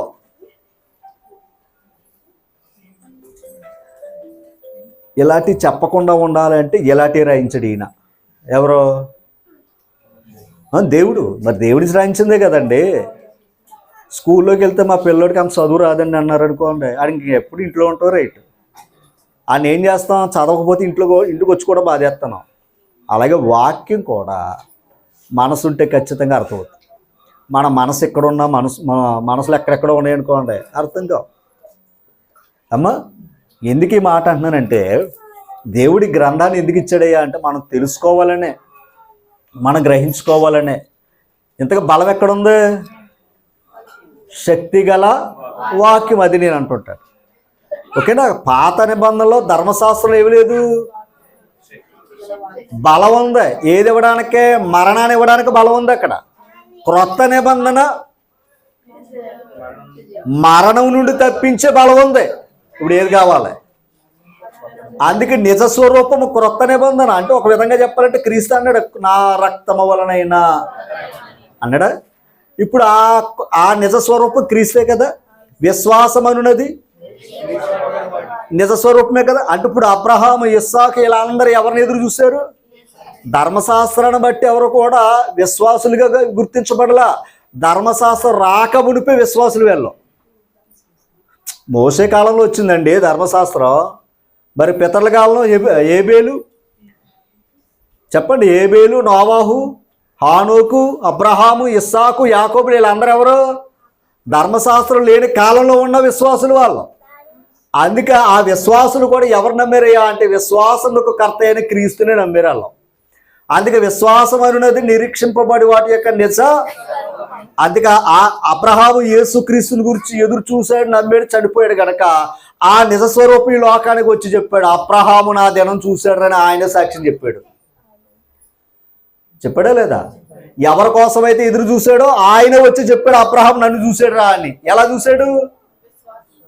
అక్కడ ఉన్న వాళ్ళకి కంగారు వచ్చింది, ఎవరు నీకు ఇంకా 50 సంవత్సరాలు లేదే, అబ్రహాం కంటే ముందున్నావా అని అడిగారు ఆయన్ని. అంటే అబ్రహాం కంటే ముందున్నాడా లేదా? అబ్రహాం కంటే ముందున్నాడు కనుక అబ్రహాం అతన్ని నమ్మాడు. అవునా కదంటారు? అంటే ముందున్నవాడు తర్వాత ఈ లోకానికే రాబోతున్నాడు. ఆయన వస్తే గాని మానవ జాతికి ఏది రాదో తెలుసా? నూతన బలం రాదు. ఓకేనా? నూతన బలం రాదు. ఏ బలం? ఆత్మకే, శరీరానికి కాదండి. ఆ బలం ఇవ్వడానికి ఆయన ఈ లోకానికి వచ్చాడు. ఓకేనా? ఆ బలం ఇవ్వడానికి ఆయన వచ్చాడు. ఒక విషయాన్ని ఆలోచించాలి. అందుకే అబ్రహాము దూరం నుండి చూసి ఏం చేయడు? నిజంగా యేసు ప్రభుని చూశాడా? మీకు ఒక మాట చెప్తున్నాను, ఇస్కరియోతు యోధ కూడానే ఉన్నాడు కదా. ఇస్కరియోతు యోధ కూడా ఉన్నాడా లేదా? ఎన్ని విషయాలు నేర్చుకోవచ్చు ఆయన. ఆయన మనసు ఎక్కడుంది? అందుకే ఏ సంచి ఇచ్చాడు? మీ అందరికి వందనం పెట్టి చెప్తున్నాను, మీ మనసు ఏముంటే అదే ఇస్తాడు ఆయన. ఇది మళ్ళీ చెప్తున్నాను సమ్మా, మీ మనసు ఏది ఉందనుకోండి, మళ్ళీ దేవుని దూరం అయిపోవాలందా వెళ్ళిపో అంటాడు ఆయన. ఇస్కరియోతు యోధ నాకు సంచే కావాలంటాడా? సంచి ఇచ్చేస్తాడు. మీకు ఆదివారం కూడా పనులు చెప్పేస్తాడు. మళ్ళీ అందరూ సందేహం. కానీ దేని దూరం అయిపోతున్నావు? విశ్వాసానికి దూరం అయిపోతున్నావు. కానీ అన్నిటికంటే ఏది గుర్తుపెట్టుకున్నా, అన్నిటికంటే విశ్వాసం గొప్పదే. విశ్వాసం ద్వారా రాజ్యాలు జయించినప్పుడు విశ్వాసం ద్వారా ఒక రోజుని గెలిచి ఆయన పెట్టడా? మనకు పెట్టడా అన్నానండి. రాజ్యాలు గెలిచారు, సింహాలు నోరు ముయించారు, అగ్నినే చల్లార్చారు. అలాంటిది నీ కుటుంబాన్ని కాపాడ్డా. కనుక మనకేమనిపిస్తుంది? విశ్వాసమా అవిశ్వాసమా? ఒక మాట, వాక్యం దగ్గరకు వస్తే విశ్వాసం ఉంటుందా అవిశ్వాసం ఉంటుందా? వాక్యం దగ్గరకు వచ్చినప్పుడు ఎక్కువ శాతం మనల్ని అవిశ్వాసం వెంటాడుతుంది. అర్థమైందా మీకు? ఏదన్నా అవిశ్వాసం వెంటాడుతుంది, ఎందుకంటే అపవాది పని అదే. ఓకేనా? అందుకే వాడు ఏం చూపిస్తున్నాడు? అందుకే మీరు ఆలోచించండి, ఒకరు అది చెప్పారు, ఒకరు ఇది చెప్పారు, ఇది చెప్తే యేసు ప్రభుకే కోపం వచ్చిందా లేదా? మార్తా మరియా గురించి చెప్తే విస్తారమైన పనులు ఎట్టుకుంటే ఎవరిని మందలించాడు? ఎందుకు తెలుసా? వినుట వల్ల ఏం కలుగుతుంది? మీకు ఒక మాట చెప్తాను. బాప్తిస్మిచ్చి యోహాను మరియమ్మ గారు ఆ ఇంటికి రాగానే యోహాను గారు గొంతులు ఎందుకు వేసాడు చెప్పాలి కదండి. ఆ వచ్చిన వినగానే ఏమయ్యాడు? మీ అందరికీ మనసుంటే ఒకే ఒక మాట చెప్తానండి, ఈ నూతన సంవత్సరం దాన్ని మనసును పెట్టండి. కేవలం మరియా వందనం చెప్తేనే లోపల ఉన్నవాడు ఏం చేశాడు? అబ్రహాం ఏం చెప్పాడు దూరం నుండి? ఎందుకంటే అంతకన్నా అవకాశం ఏమీ లేదు. అర్థమైందా? ఆ తల్లి ఈ తల్లికి వందనం చెప్పగానే ఈ లోపల ఉన్న ఆయన ఏం చేశాడు? ఎందుకో తెలుసా? నా పితరులందరూ కూడా వందనం చేసే మహానుభావుడు నా ఇంటికి వచ్చాడు. అవునా కదంటారా? ఎక్కడో దూరాన 2000 సంవత్సరాల క్రితం ఉన్నాడండి అబ్రహాము. కాలానికే యేసు ప్రభుకి అబ్రహాముకి 2000 సంవత్సరాల కాలం.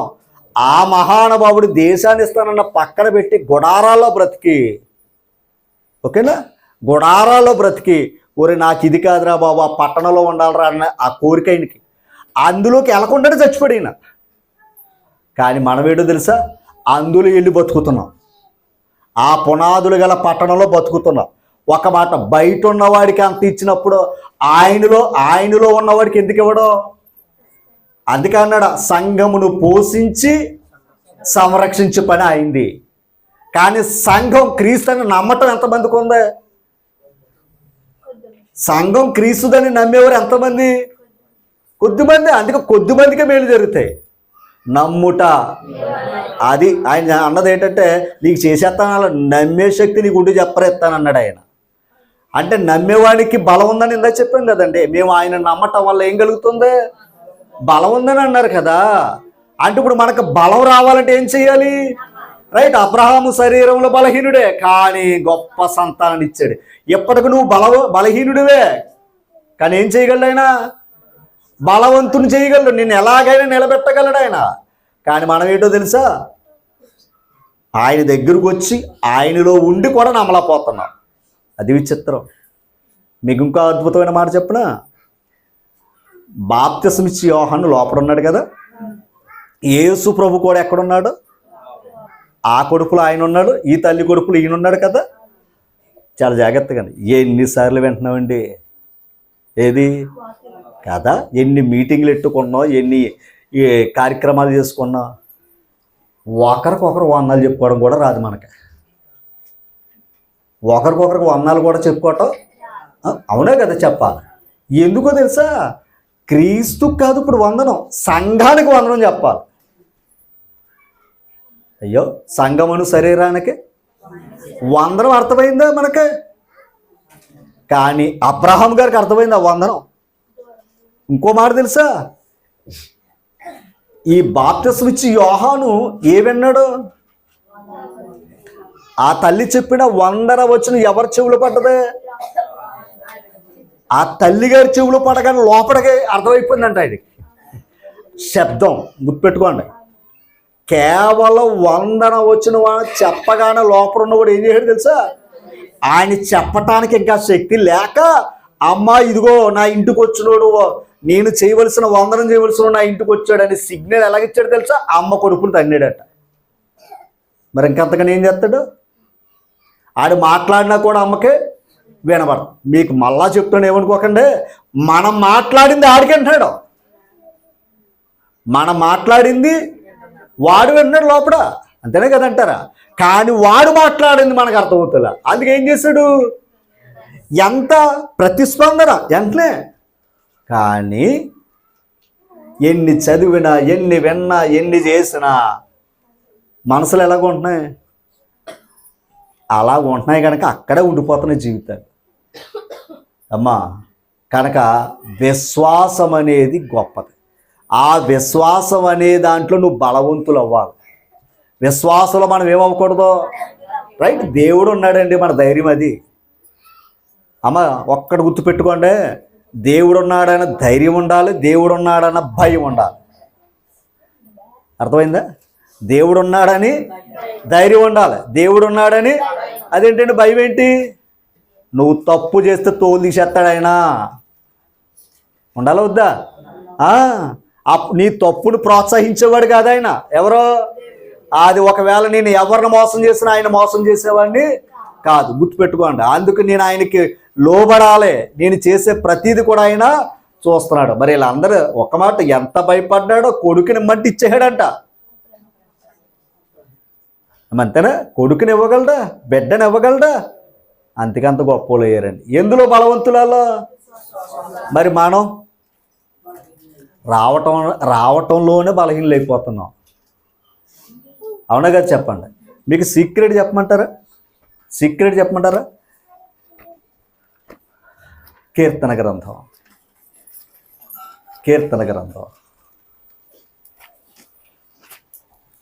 84 అధ్యాయం 5వ వచనం చదవండమ్మా. నీ వలన బలము నొందు మనుషులు ధన్యులు. ఒక్కసారి, ఆయన వలన బలము నొందే మనుషులు ఎవరంట? ఎందుకు ధన్యులు? ఎందుకు ధన్యులు? ఆయన వల్ల బలము పొందుకున్నాం కనుక. ఎందుకని? ఇందాక నుంచి చెప్పుకున్నది అదే. బలహీనులను కూడా ఏం చేస్తున్నాడు ఆయన? బలాన్ని ఇస్తున్నాడు. అవునా కదంటారు? ఆ తర్వాత మాట ఉంటుందండి, యాత్ర చెయ్యు మార్గములు. ఎక్కడికి యాత్ర? దేవుని దగ్గరికి.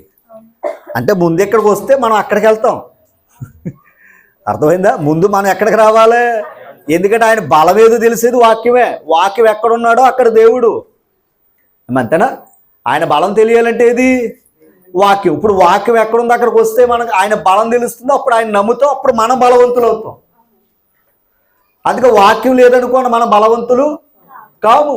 అమ్మ తర్వాత మాట 7వ వచనం, వారు ఒకసారి చదవండి. యాత్ర చెయ్యు మార్గములు వారికి అతి ప్రియములు, వారు బాకాలోయలో బడి వెళ్ళుచు.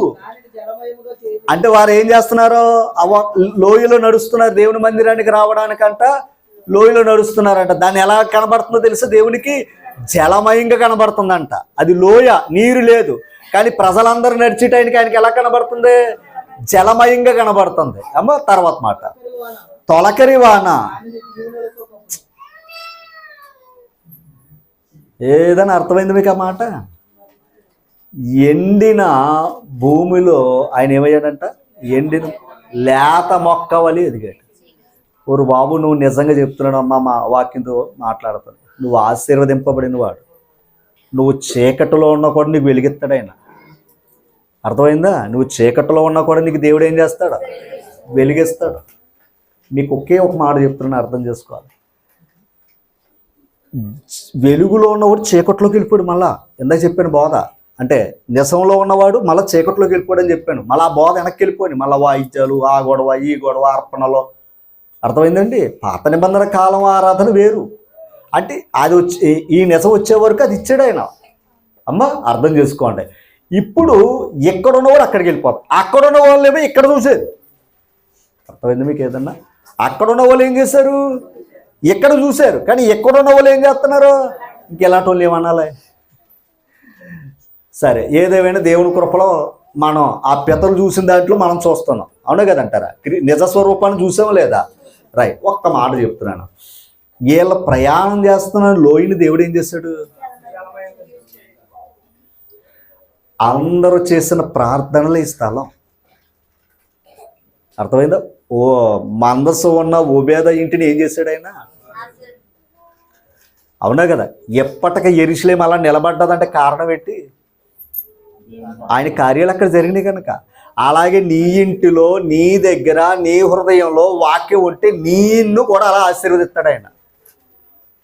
అన్నాడా లేదా? నువ్వు నడిచే లోయే ఏం చేయబోతున్నాడు? తొలకరి వాడుతుందని ఏం చేస్తాను అన్నాడు. అంటే ఆ లోయ ఎలా ఉండకూడదు. కానీ ఎవరు నడిచారు అక్కడ? దేవుని ప్రజలు నడిచిన చోటండి అది. అందుకే సువార్త ప్రకటించు వారి పాదములు, పాదము కాదు పాదములు, మనం అందరం అలాగే వెళ్తుంటే ఆ ఖచ్చితంగా ప్రాంతాలన్నీ దీవించబడతాయి. ఓకేనా? అందుక ఆ ఆశీర్వాదం ఎలా పొందుకోవాలి, ఆ దీవుని ఎలా పొందుకోవాలి తర్వాత మార్చండి. వారు నానాటికి బల అభివృద్ధి నొందుచు. అంటే వచ్చి కొద్ది ఏమవుతున్నాం? నానాటికి ఏమవుతున్నాం? బల అభివృద్ధి. అంటే మనం వచ్చి కొద్ది దేవుని దగ్గర ఏమవ్వాలి? ఆయన బలాన్ని సంపాదించుకోవాలి తప్ప బలహీనులు అవ్వకూడదు. అంటే ఆయన దగ్గరకు వచ్చి కూడా బలహీనులు అవుతావా అంటే మళ్ళా కొరింథీ పత్రిక 10 అధ్యాయాలు అంటారు. మీలో కొందరు, అదే రొట్టె ద్రాక్షరసం గురించి మాట్లాడుతున్నప్పుడు ఉన్నాడు, మీలో కొందరు బలహీనులు, కొందరు రోగులు, కొందరు. అంటే ఆయన్ని మర్చిపోయాము అంటే మనం ఏమైపోతున్నాం? బలవంతులే మళ్ళా బలహీనులు అయిపోతున్నాం. బలవంతులే మలమైపోతున్నాం. ఆయన జ్ఞాపకం చేసుకోకపోతే ఏమైపోతున్నాం చెప్పండి అమ్మా? బలహీనులు అయిపోతే పాతాళానికి ఎలాగైనా వాళ్ళు పలికే మాట అదే. ఓరే నువ్వును మా వంటి వాడు అయిపోయా, నీవును మా వంటి బలహీనుడు. అది ఒక మాట. వారు తెలియక బలహీనులైనా పర్వాలా, మన బలవంతుని ఎవరినో మనం తెలుసుకుని కూడా బలహీనులు అవుతే బాగుంటుందా అమ్మా? మన బలవంతుని తెలుసుకున్నాం, బలహీనులు అవుతే ఎలా ఉంటుంది? చాలా అజ్ఞాన పరిస్థితి. ఓకేనా? ఇప్పుడు నానాటికి ఏమవుతున్నామంట? బలాభివృద్ధి నొందుచు. తర్వాత చదవనండి. ప్రయాణము చెయ్యుదురు వారిలో ప్రతివాడును. అది సియోనులో దేవుని సన్నిధిని నీ ప్రయాణం చేస్తే ఆనాడు యెరూషలేములో ఎలాగైతే కనపడ్డారో, అందుకే అబ్రహాము ఇస్సాకు వీళ్ళందరూ ఏమన్నారు? ఆ పునాదులు గల పట్టణం కోసం వాళ్ళు అన్న మాట ఏంటి తెలుసా? ఈ భూమి మీద మన జీవితం పరదేశులము, యాత్రికులము అని విశ్వాసంతో చచ్చిపోయారు. ఎక్కడికి ప్రయాణం చేశారు వాళ్ళు? ఎందుకంటే మనం చెప్పాను, యాకోబు యోసేపుని దీవిస్తే ఏమన్నాడో, అబ్రహాము ఇస్సాకు ఎవని ఎదుట నడిచి చుండిరో అన్నాడా లేదా? అన్నాడా లేదా చెప్పాలి. అంటే వాళ్ళందరూ ఎక్కడికి నడిచారు? ఆ దేవుని దగ్గరికే నడిచారు. ఆ దేవుని దగ్గరికే నడిచారు. ఓకేనా? కనుక ఆ దేవుని దగ్గరికి నడిచారు. వాళ్ళు నడిచి మార్గంలో వాళ్ళు ఏం చేశారు, వాళ్ళ యాత్ర ముగించింది. ఇప్పుడు నిజంగా ప్రయాణం చేస్తున్నట్టు మానేసినట్టు వాళ్ళు అమ్మా. సరే, దాని గురించి మళ్ళీ ఎప్పుడైనా మనం మాట్లాడుకుందాం. ప్రభునందు మృతులు ధన్యులు, వారు తమ ప్రయాసములు మాని విశ్రాంతి పొందుతున్నారు. ఓకేనా? అసలు విశ్రాంతి అక్కడ ఉండాలి, కానీ ఎక్కడ విశ్రాంతి అనేది ఉండదు. ఓకేనా? కనుక నమ్ముట నీ వలనైతే, అది విశ్వాసంలో బలహీనులు కాకుండా ఉండాలంటే వినుట వలన. ఎవరిని గురించి వినాలి? అంతే. అంటే పాస్టర్ గారి గురించి అక్కర్లేదు, పాస్టర్ గారి గురించి అక్కర్లేదు, సంఘ పెద్దల గురించి మాట్లాడరు కదా, వాళ్ళ గురించి వీళ్ళ గురించి మాట్లాడితే మళ్ళీ ఏమవుతుందో తెలుసు, అవిశ్వాసులు అవుతాం. వాక్యాన్ని వింటే అప్పుడు విశ్వాసం లేనిది దేవుని చూచుట, అంతేకాదు విశ్వాసం లేనిది దేవునికి ఇష్టమై ఉంటుట. అది ఆయనకి ఇష్టమైనప్పుడు ఖచ్చితంగా మనం అనుకున్నవన్నీ కూడా ఆయన చేస్తాడు. కనుక ఆయనకి ఇష్టంగా ఉండాలంటే మనం చేయవలసింది ఏంటంటే విశ్వాసంగా ఉన్నామో లేదో చూసుకోవాలి. అందుకే విశ్వాసంలో బలవంతులు అవ్వాలి, అంతేగాని విశ్వాసంలో బలహీనులుగా ఉండకూడదు. ఓకేనా? రైట్. అందుకే లోకంలో బలవంతుల్ని సిగ్గుపరచడానికి దేవుడు బలహీనులను ఏర్పాటు చేస్తాడు. ఇప్పుడు లోకంలో మన బలహీనులే, అందుకే మనం వాక్యం చెప్తే వాళ్ళు ఎలా చూస్తారో, ఈడేంట్రా మాకు చెప్తున్నాడు అని చూస్తారు వాళ్ళు. కానీ మనం చెప్పేది ఎవరి గురించో తెలుసా? చెప్పేవాడి కంటే బలవంతుడు ఒక ఆయన ఉన్నాడని చెప్తున్నాం. మరణ బలాన్ని జయించిన వాడు ఒక ఆయన ఉన్నాడని చెప్తున్నాం మనం సువార్త. అది విన్నాడా అతడు కూడా బలహీనుడు కాకుండా పరలోకానికి వెళ్తాడో, లేదా అతడు కూడా బలహీనుడిగా పాతాళానికి వెళ్ళిపోతాడు. ఓకేనా? ఇప్పుడు మనం అందుకే సంఘం పేతురు ఈ బండ మీద నా సంఘమును పాతాళాలు ఒక ద్వారములు దాని ఎదుట అంటే, ఇప్పుడు సంఘంలో ఉన్నవంటి దేని తప్పించుకున్నావు? సంఘంలో ఉంటే దేని తప్పించుకున్నావు?